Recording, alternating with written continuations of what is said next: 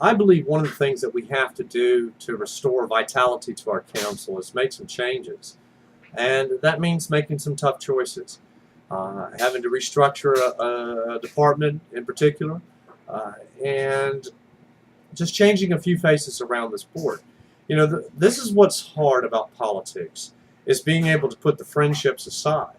As we move forward within the next 8 years before we come to 2020, we need to look at how we do business and how we attract our citizens' interest level into that business. Because it seems like so many people, as I talked about in our mass transit study, the fear of the unknown. And basically people just don't understand what's going on in the city, where the money's going or what have you. And that's all because they're bored. They don't want to sit there and watch a city council meeting. And we're not saying that city council meetings have to be exciting, but they can be more energized. They can. We need to restore vitality to them, basically. And the first step on that is replacing our city attorney, Clifton Fay, who I want to first of all say thank you for his service to our city. I think he's done a great job. But as with all things, change is necessary. I think we need someone that's not so humdrum, someone that's got a little bit more vitality in them, a little bit more energy. I think that's very important when we're sitting there and we're asking questions of our city attorney and getting a response. Another area that we need to look at is our city manager. And first of all, let me say again, Isaiah has been a great person. I even consider Isaiah a good friend. But from the years past, what we have to look at from my district management days and store management days is we have to change management up every so often. When a new manager comes into a location, store, whatever, they're full of energy, they're full of vision, they're full of ideas and everything else. But after time lapses, that management falls into a comfort zone and they suddenly don't see the problems that are facing. They don't see the repair issues that need to be made. That's very important in good city management. And I believe that we are at a standstill now with our city management. For one, our mayor is bending over backwards trying to work out a balanced budget and come in 1.08% less than last year's budget, which I commend her for. But at the same time, though, we also have to learn in this day of business, just like I had to learn as a manager, just like you have to do in all your work, we have to do more with less.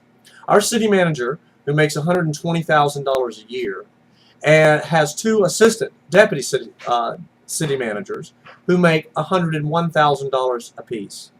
That's $323,000 a year right in the city manager's office within the top three. We need to eliminate one of those assistant city managers. And as I said before, yes, we need to change the city manager. I believe that we need to find somebody else. And I believe Isaiah can stay on until we find a new replacement.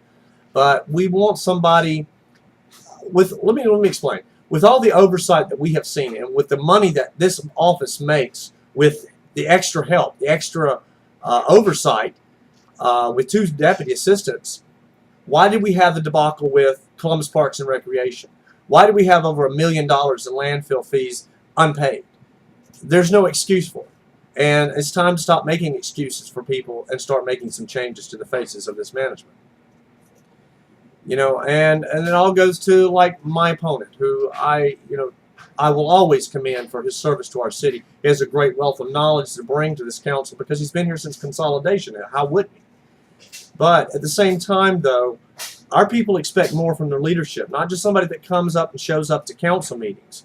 When they call, they want to know that their counselor will be there at this event. Jeremy Hobbs will be at these events. When you need me, I'll be there.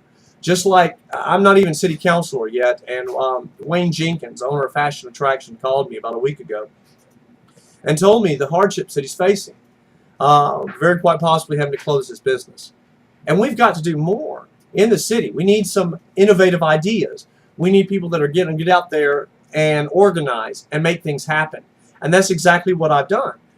This next weekend coming up in June, we're hosting a car wash to help save small businesses. And I've already gotten questions from other people asking me, will you do this for other businesses? Absolutely. This is what every leader should do. This is what all of our leadership should be doing. Helping our businesses survive, helping our citizens have more opportunities to succeed in Columbus, Georgia. And that's what I will do as your next city councilor.